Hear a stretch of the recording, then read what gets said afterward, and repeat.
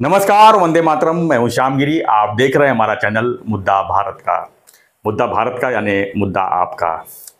मुद्दा है लोकसभा चुनाव के मद्देनजर महाराष्ट्र की राजनीति का। जी हाँ, महाराष्ट्र की राजनीति में फिर एक भूचाल आने वाला है। उसमें मिलिंद नार्वेकर का नाम आ रहा है, जो उद्धव के एकदम खासम खास और करीबी हैं। अब वो जो है शिंदे गुट में जा रहे हैं और ऐसा ऐसी चर्चा है कि वो दक्षिण मुंबई से जो है लोकसभा चुनाव लड़ेंगे शिवसेना के लिए। क्या इसके पीछे की राजनीति क्या हो सकता है, इसके अगर वो ऐसा हुआ तो उद्धव के क्या हो सकता है, इन्हीं सब सवालों के साथ हम आज अपने चैनल में विश्लेषण करेंगे हमारे सहयोगी अनिल सत्याजी से। अब जानेंगे कि मिलिंद नार्वेकर का करियर किस तरह का रहा है और आगे वो क्या चाहते हैं, क्योंकि सत्य साहब भी मिलिंद नार्वेकर के काफ़ी करीबी रहे हैं और काफ़ी संपर्क में हमेशा रहते हैं। सर क्या कहेंगे सर मिलिंद नार्वेकर के बारे में, जो खबर कल से ही चल रही है? ये हमने कल भी वीडियो में जिक्र किया था, लेकिन आज कंफर्मेशन हो गया है कि वो शिवसेना में आ रहे हैं। जी सर, इसमें ऐसा है कि कल आपने जब मुझे बोला जी तो आपने रिपब्लिक टीवी का रेफरेंस दिया था। आप बोले मैं रिपब्लिक टीवी पे अभी देख के आ रहा हूँ, मेरे को मैसेज भी आए थे हाँ, कि मिलिंद नार्वेकर जा रहा है। तो मैंने बोला जब तक मराठी चैनल पे नहीं आता है तब तक मैं थोड़ा सावधानी से उसका ये करूंगा। तो आज अभी सब मराठी चैनल पे आ रहा है, वो कंफर्म हो गया। हाँ, मतलब अभी मराठी चैनल वाले कैसे थोड़े सावध रहते हैं, हिंदी वाले जो है, इंग्लिश वाले वो ठोक देते हैं। ये जरा ठोकने से पहले थोड़ा सा ये कर लेते हैं, क्योंकि एक ठोकेगा तो साथ ठोकेंगे ना। हाँ, तो आज सबने दे दिया है। सर कैसा है ना कि मैं आपको, हमारे चैनल वाले जो है उनको ये नई बात नहीं है सर मिलिंद नार्वेकर की। हमने कई बार बोला है कि मिलिंद नार्वेकर और संजय राउत ये दोनों जाने वाले हैं। हमने बोला है सर, कई बार बोला है। संजय का भी अभी ड्यू है, मिलिंद नार्वेकर जाएगा इसके ऊपर कोई भरोसा कर सकता था? हम ही करते थे, बिल्कुल सिर्फ हम बोलते थे। और सर कई लोगों ने मुझे बोला अरे मिलिंद का क्या नाम ले रहे हो तुम, वो तो उसकी डावी गोटी है तो वो उसका नाम क्यों ले रहे हो? तो मैं बोला नहीं, अभी उजवी डावी दोनों जाने वाली है, पहले कपाड़ में जाएगी बाद में निकल जाएगी। तो सर ऐसा है कि मिलिंद नार्वेकर एकनाथ शिंदे जी से पहले से जुड़ा हुआ है जी। वो उद्धव के साथ एकनाथ जी शिंदे का ही आदमी करके काम करता रहा। सर हमारे वीडियो में हमने क्लियरली बोला था इसके पहले, सर हमारे पुराने वीडियो लोगों को ये नहीं करने चाहिए, देखने चाहिए। हमने बोला था कि एकनाथ शिंदे की बगावत में उसको जो तीन लोगों ने सहायता की, उसमें एक तो थे देवेंद्र फडणवीस, वो ठीक है, स्वाभाविक है, मगर दूसरे दो लोगों ने सहायता की, उनमें से हाँ सर बहुत सारे। ये सब उद्धव के गुपित सर बोलने वाले एकनाथ जी को कौन थे? एकनाथ जी को हर एक खबर उद्धव की बताने वाले संजय और यही थे, मिलिंद नार्वेकर। संजय तो हर बार डायरेक्ट नहीं बोलता था, कई बार तो मेरे ही थ्रू बोलता था, तो मुझे तो पता चलता ही था। मिलिंद नार्वेकर भी बोलता था। और सर इससे आपको एक एक गौप्यस्फोट करता हूँ कि मेरे को मिलिंद नार्वेकर की मेरी वो वरळी में एक 7 स्टार होटल है, वहाँ पे मीटिंग हुई थी मेरी और उनकी। तो मैंने बोला कि संजय और तुम मिलके काम कर रहे हो शिंदे साहब का, और संजय ने मुझे बोला है कि किसी भी हालत में तुम एकनाथ के साथ रहो, तो तुम्हारी क्या राय है? ऐसा मैंने पूछा किसको? मिलिंद नार्वेकर को।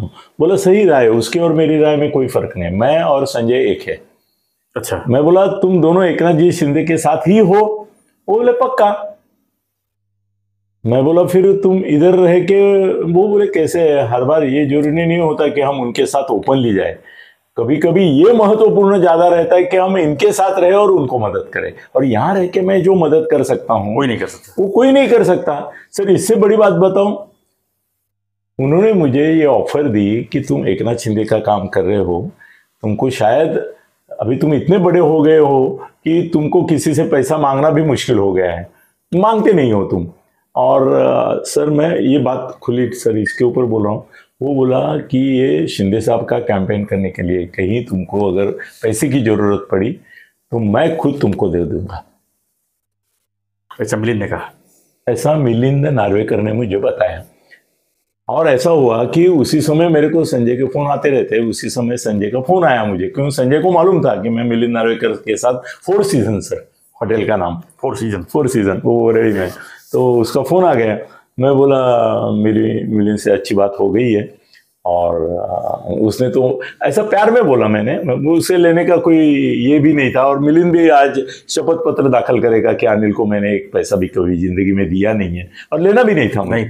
मगर उसकी ये बताता हूँ इच्छा और दानत बताता हूँ कि वो मुझे ये बोल रहा है कि एकनाथ जी शिंदे के पास तुम तो पैसा नहीं मांगोगे क्योंकि तुम्हारा अहंकार बहुत ज्यादा है और तुम्हारे पास कुबेर है, तो तुम नहीं मांगे, मगर कभी जरूरत पड़ी तो शिंदे साहब के लिए तुम कुछ जो कर रहे हो उसके लिए मेरी मदद आप, you can take me for granted. तो मैंने संजय को बताया कि अभी मिलिंद ने मुझे बोला है कि कुछ मदद लगी तो ये करना है। वो बोला उसके पास मत मांगो पैसा, उसके पास मत मांगो, तेरे को क्या कमी पड़ेगी, मैं हूं ना। सर अभी ये उल्टी शर्त चलती है मेरे लिए। संजय बोला पैसे की जरूरत पड़ी तेरे को, इसे मत मांगो। और उस समय वो बोला कि ये 1 रुपया देगा और लोगों को 100 रुपया देगा करके बोलेगा और बाहर 1000 रुपये का प्रचार करेगा, ये मिलिंद की सवय है। तो बोला उससे पैसा 1 9 पैसा जिंदगी में मत लेना। मैं बोला नहीं, लेने का सवाल ही नहीं है, मैं किसी से पैसा लेने के मूड में ही नहीं हूं, मेरे को मिल रहा है कुबेर से। तो बाद में मिलिंद ने मुझे बोला कि किसी भी हालत में अभी शिंदे साहब को आगे आना चाहिए, बहुत देर जा रही है, हम भी बहुत दिनों से, हम कहां तक करेंगे। मैं बोला ये निरोप तो मेरे को फडणवीस साहब ने भी दिया है, जब मैं फडणवीस साहब को मिला तो उन्होंने भी बोला है, संजय ने भी बोला है। 2022 में जो सरकार बदली हुई थी, हाँ उसके पहले की बात है, पहले की बात है। तो बोले बहुत टाइम वेस्ट कर रहे वो, उनको जो कमी पड़ेगी वो फडणवीस दे रहे। उनका तीनों का भी आपस में ये था सर कॉन्टैक्ट, इसको उद्योग को उलटने के लिए, है कि नहीं? बड़ी बात है सर, बड़ा गौप्यस्फोट है। और यहां तक मैं बोल रहा हूं कि वो पैसा देने के लिए भी तैयार थे। किसके लिए? एकनाथ के लिए। जी जी सर अभी ऐसा है कि ये है ना, संजय और मिलिंद का स्तर है भी और नहीं भी, मतलब उनका एक पद और सम्मान है भी और नहीं भी। वहीनी साहब जैसे इसको बोलती है कि ये पगड़ी नौकर है, इसको संजय को, उसको आपने बहुत ज्यादा चढ़ा के रखा है, आपसे भारी हो गया वो, इसको दूर करो, इसको कट टू साइज करो। ये वहीनी साहब का रोज का कहना होता है। मतलब उद्धव जागता है तो भोपाली होती है ना हमारे यहाँ, घनश्याम सुंदरा श्रीहरा अरुणोदय झाला, वैसे वो सुबह वो याद करेगी, वो संजय देखो अभी आएगा 9 बजे, तुम्हारा दिन भर में नहीं आता है कुछ, और रात सोते समय बोलेगी पूरा दिन संजय के ऊपर ही चर्चा चले। उनको बहुत दुख है वहीनी साहब को, तो संजय को भी मालूम है, वो मुंह पे बोलती तुम पगारी नो करो। मिलिंद का ऐसा है, मिलिंद है ना, मिलिंद को इनकी फैमिली में 2 रिश्ते हैं उसके, एक पर्सनल फैमिली रिश्ता है और दूसरा जो है वो पैसे का है। अलग अलग नेताओं से जो बातचीत होती है पैसे के मामले में या दूसरे पॉलिटिकल मामले में, वो उद्धव खुद नहीं करता है ज्यादा, वो इसके थ्रू करता है। अभी इसको उद्धव को मालूम नहीं कि ये तो अपने आपस में पहले से ही गया हुआ है, एकनाथ शिंदे से हो, फडणवीस से हो, पहले विलासराव देशमुख से लेके जितने मुख्यमंत्री बने उनके पास पैसे के काम जो रहते थे उद्धव के, सर सब काम महापालिका में नहीं होते, महाराष्ट्र शासन में भी करके लेना पड़ता है, बड़े बड़े उद्योगपति उनके पास भी जाते हैं, तो वो काम करने का काम ये करता था। और उसका एक नियत था, उसने ही मुझे बोला, मैं बोला यार तू तेरी कहानी बताता है तो 1 रूम किचन में रहता था, अब तेरा फ्लैट तो सला किसी मंत्री के पास भी नहीं होगा, इतना बड़ा है, उसके घर जाता हूँ मैं। तो वो बोला देखो हमारा नियम है कि उद्योग के लिए मैं जो भी करूँगा उसमें मेरा हिस्सा रहेगा, और उद्योग का पैसा ठिकाने लगाने का काम मैं ही करता हूँ। बोला इन्वेस्टमेंट कौन करता है? तो इतना सब होने के बाद भी क्यों छोड़ना चाहते हो? सर क्या होता है बताता हूँ मैं, आपने देखा होगा कि राज ठाकरे के पास से सब लोग टूट गए, 1 2 4 छोड़ के। क्यों टूटे सर, क्यों टूटे? पावर में नहीं? नहीं, आप गलत बोल रहे हैं, पावर का संबंध नहीं है सर। हर एक आदमी के अंदर आत्मा होती है, आप अगर आत्मा को आहत करेंगे, अच्छा सर बड़ा सेंटेंस मैं बोल रहा हूं कि अंदर के आत्मा को आप आहत करेंगे तो आप कितना भी कुछ उसको दो, उसके मन में आपके प्रति नफरत ही पैदा होगी।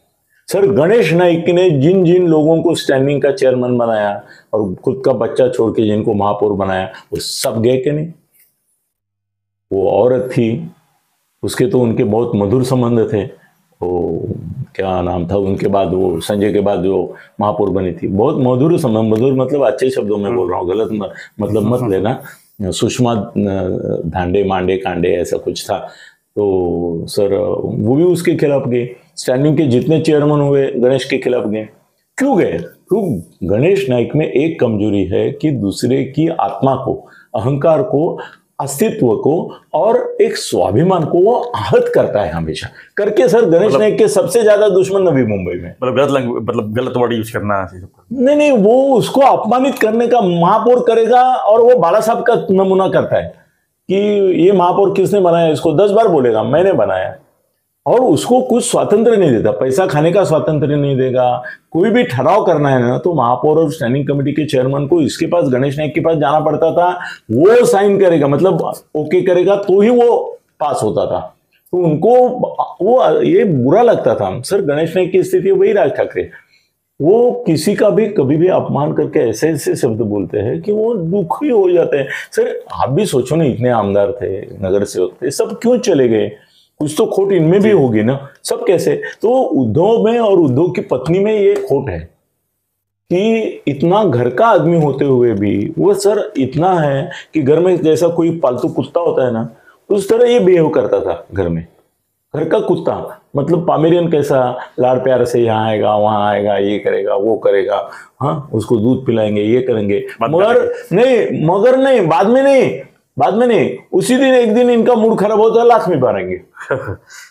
तो इतनी लाते संजय ने खाई है और इसने भी खाई है। और क्या होता है, कभी कभी ये उद्धव से ज्यादा खुद को शान समझता है, तो वो उद्धव को सलाह देता है, वो तब तक ठीक है, मगर वो उद्धव के परे जाके डायरेक्ट ये करता है। अभी शिंदे साहब के साथ इसका जो टाका भिड़ा था, वो थोड़ा उद्धव को ये होगा कह के या बोल के होगा, नहीं होगा ना। उसने उद्धव को एक, अभी गौप्यस्फोट करने तो सभी करो ना, उसने उद्धव को ये बोला था कि मैं फडणवीस से इसके लिए संबंध रख रहा हूं कि कल तुम्हारे अगर पैचअप करना है बीजेपी से तो कोई तो आधार होना चाहिए। सर उसने देखो गेम कैसा किया, ये गेम समझो दोस्तों, आपको ये गेम कोई बताएगा नहीं, मैं ही बता रहा हूं। सर उसने उद्धव, क्योंकि सर ये फडणवीस से मिलता था, ये था, चर्चा होती थी। ये सर जैसे मैं हूं, मैं कहीं भी जाता हूं तो लोगों के नजर में आता हूं। मिलिंद नार्वेकर लोग देखते हैं, फडणवीस देखते हैं, वो दोनों होटल में मिलते हैं।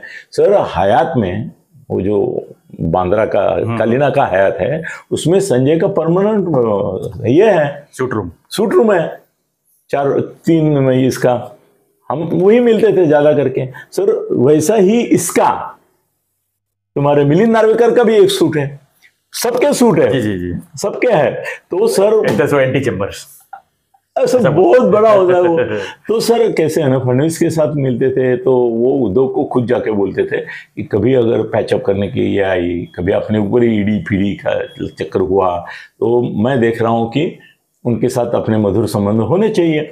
और तो मैं उनसे ये बना के रखा हूँ, ब्रिज बना के रखा हूँ, उसका शब्द है, खुद उसने बोला हुआ कि मैं ब्रिज बना के रखा हूँ।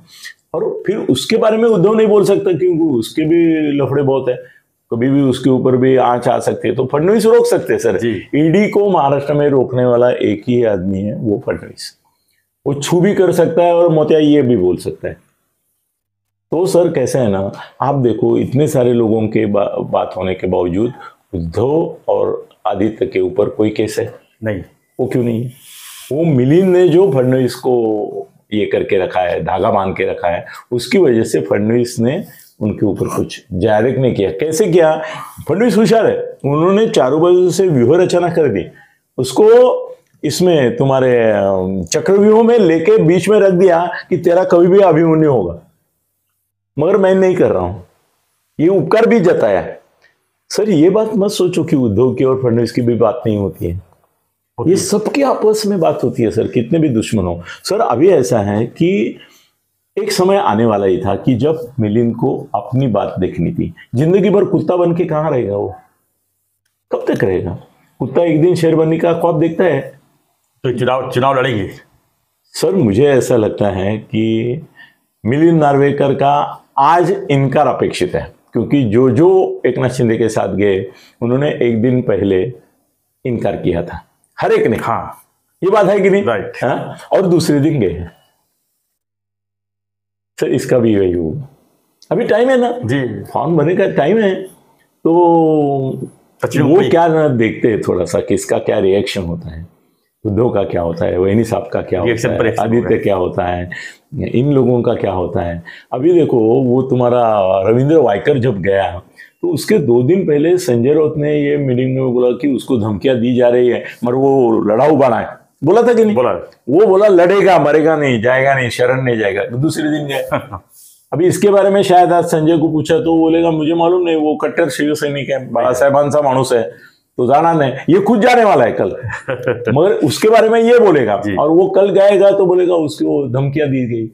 ये तो आसान तरीका है ही उनका। बोलने में क्या जाता है सर? कैसे है ना, मिलिंद के ऊपर भी कोई ईडी की कार्रवाई नहीं हुई है, कोई एक 4 लाइन का नोटिस नहीं है मिलिंद को। असल में शिवसेना में वो आदित्य और यही है, वहीनी साहब को भी नोटिस है ना, वो किरीट सोमैया का जो केस है उसमें वहीनी साहब को भी नोटिस है, रायगढ़ का जो, हाँ रायगढ़ का घर का मामला 19 बंगलों का। मगर सर मिलिंद पे नहीं। सर कैसे है ना, मिलिंद को अभी राजनीति से 30-35 साल से, मैं बाला साहब के जमाने से उसको वहां देख रहा हूँ। बाला साहब का भी पीए था, इसका भी पीए था, इसका ओएसडी भी था मंत्रालय में देने लेन देन के काम जो थे 90% इसके थ्रू होते थे, बाकी अनिल परब के थ्रू होते थे। अनिल परब और यही दलाल थे उनके, उद्धव जी के। तो ऐसा है कि वो अभी चाहता है कि मैं, सर कैसे ना गली के गुंडे होते हैं ना, वो पहले इलेक्शन में कॉर्पोरेटर को मदद करते हैं चुनाव जीतने के लिए। तो 5 साल में कॉर्पोरेटर स्कूटर से जाता है, गाड़ी में, बंगले में जाता है, ये करता है। वो गुंडा बोलता है साला मेरे दहशत के ऊपर ये जीत के आया, तो मैं क्यों ना नगर सेवक बनूं। इसके लिए सर सभी महापालिकाओं में आधे से ज्यादा गुंडे हैं जो नगर सेवक बने। वो बोलते हैं मैं नगर सेवक को क्यों मदद करूं, मैं ही गुंडा हूं तो मैं ही नगर सेवक बनूं। करके आधे गुंडे नगर सेवक हो गए कि नहीं, हो गए कि नहीं, सर हो गए। आमदार हो गए कि नहीं, हो गए ना। वो बोलते इसको मदद करने के बदले मैं बनूं। अब वो बारी आ गई है कि मिलिंद चाहता है कि मैं बनूं, मैं खासदार बनूंगा, मैं पैसा इसको कलेक्ट करके क्यों दूं, मैं मेरे के लिए कलेक्ट कर सकता हूं। सर अभी ये खासदार अगर बन गया तो इसके जैसा मीठा, इसकी जबान बोले तो तोते की जबान है सर, ट्याओ ट्याओ मिठू मिठू मिठू मिठू करते कहाँ घुस जाएगा पता नहीं चलेगा। वो सभी डिपार्टमेंट के काम भी करके देगा, सब जगह फायदा निकाल के भी देंगे पार्टी के लिए। पार्टी की जरूरत नहीं है इसकी, शिंदे साहब को इसकी जरूरत नहीं, इसे वो पैसा लेंगे नहीं, इसको पैसा चाहिए क्या पूछेंगे। शिंदे साहब को पैसे की जरूरत नहीं किसी की। सर शिंदे साहब एक अलग आदमी है, उनको पहचान नहीं है लोग, वो देने वाले हैं, लेना बैंक नहीं है ठाकरे जैसी। सर लेंगे नहीं, देंगे कहां से। सर आप भी ऐसे भोलेपन का कभी कभी ये कहते हैं बच्चे जैसे सवाल पूछे, पर हर एक का लेने का और देने का तरीका अलग होता है, व्यक्ति अलग होता है। सर आप ये सवाल क्यों पूछ रहे हैं? सीधी सी बात है, आएगा नहीं तो जाएगा कहां से। नहीं आप क्या बोले कि इनसे लेंगे नहीं तो इनको देंगे कैसे। भाई जिसको उससे पास से लेना है उसको देना नहीं होता है, जिसको लेने वाला और देने वाला आदमी अलग रहता है हमेशा। इतने साल पत्रकारिता में है, आपको मालूम होना चाहिए। मेरा कहने का मतलब क्या था आपने समझा नहीं, यही लाएंगे यही देंगे नहीं बोला मैंने। फिर शिंदे साहब अगर किसी से लेंगे नहीं तो दूसरे को देंगे कैसे, ये मैं बोल रहा था। अब अगर वो किसी से लेंगे नहीं देंगे नहीं, इसमें अपने को आज आधी बात ही करनी है। वो लेंगे कहां से, कैसे लेंगे, क्या लेंगे, उसके बारे में आज तो वीडियो नहीं है अपना, नहीं है ना, नहीं। तो उसके बारे में क्यों बोलना है, अपने को बोलना है इनको देने की बात में। तो मिलिंद नार्वेकर सभी डिपार्टमेंट से, मंत्रियों से अच्छा टाका भिड़ेगा, उनका पीआर करेगा, महाराष्ट्र में ये करेगा। और मिलिंद देवरा का कैसे है ना कि मिलिंद देवरा दलाल नहीं बन सकता, वो उद्योगपति है और उसका नेचर नहीं है वो कि यहाँ जाओ काम करके लो। 2-4 उद्योगपति उसके है, उसकी भी उद्योगपति है जिन्होंने उसको भी पाल रखा है। सर हर एक उद्योगपति ने पाले हुए खासदार रहते हैं। अभी आप सोच रहे हैं ना कि ये मल्ले बिल्ले उधर बैठे हैं तो क्या करेंगे। सर कर्नाटक में खासदारों के लिए मल्ले का पैसा आ रहा है, करोड़ों में आ रहा है मदद करने के लिए, सभी पार्टी के, सभी पार्टी। सर ये पक्षपात नहीं करते। तो सर मिलिंद नार्वेकर का जाना जो है उसके बारे में मुझे अभी 24 घंटे और दो। मैंने कल से 2-3 बार उसको ये मैसेज भी किए, फोन भी किए, उसने फोन नहीं उठाया और मैसेज का जवाब नहीं दिया है उसने। इसका ही मतलब कुछ हो रहा है, नहीं तो वो मेरे से बोलता अरे अनिल जी तुम्ही तरी विश्वास ठेवू नका। आप पिछली बार भी आपने कहा था तो बोलेंगे रुको अभी नहीं, उस समय वो बोले थे रुको अभी कुछ पक्का नहीं है बोले। यस अभी पका नहीं है और अभी कुछ बोल नहीं रहे, अभी बोल ही नहीं रहे, मतलब कुछ होने तो वाला है। Sir Milind Narvekar as a खासदार लोकसभा के अंदर कुछ नहीं करेंगे, मगर लोकसभा के बाहर कुछ कर सकते हैं। सर आज कैसे ना एकनाथ शिंदे जी के टीम में ऐसा कोई मीडिएटर नहीं है कि जो सब जगह जाके लोगों से बात करेगा, मिलवाएगा, मैसेजेस देगा, ये देगा। उनके पास 2 लोगों की कमी है, उसमें से एक कमी जो है उसके बारे में आज नहीं बोलूंगा मैं, मगर एक मीडिएटर की कमी है। मिलिंद नार्वेकर जैसा मीडिएटर महाराष्ट्र में दूसरा खाली प्रफुल्ल पटेल है, पहले अहमद पटेल हुआ करते थे। सर वो उसकी लेवल है ना, वो प्रफुल्ल पटेल, अहमद पटेल, वो तुम्हारा अमर सिंह याद करते हैं, वो लेवल की है। मगर क्या है ना, उद्धव के अंदर वो दबा रहने के कारण उसका खिल के नहीं आया वो रूप। अभी अगर वो खासदार बनता है तो वो अमर सिंह और इनके प्रफुल्ल पटेल, अहमद पटेल तो नहीं है अभी, ये भी नहीं है, तो उनके लायकी का ये होगा। और शायद हो सकता है कल मोदी और शाह भी उसको महत्व देंगे, क्योंकि ऐसे दलाल चाहिए ना सबको। फ्यूचर की बात है, ये फ्यूचर की बात है। मगर मुझे आश्चर्य नहीं होगा, बिल्कुल नहीं होगा कि अगर शिंदे साहब के गुट में वो गया, क्योंकि शिंदे साहब के सत्ता में आने में उसका भी योगदान है और वो शिंदे साहब के उसके संबंध मधुर है। अभी क्या है ना, संजय का और उनका जो नाता है वो मेरे थ्रू है करके मुझे पता चलता है कि कितने प्यार है दोनों में।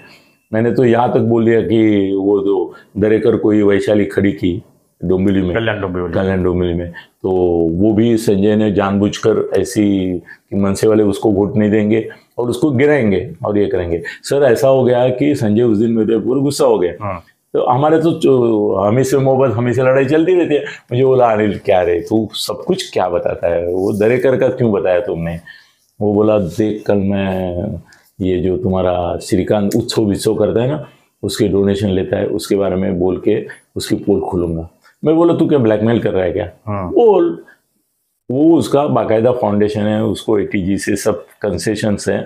तू अगर इंक्वायरी भी ED की लगाएगा तो वो क्लीन होके आएगा कि किसी ने पैसा जो दिया है डोनेशन से वाइट से दिया है।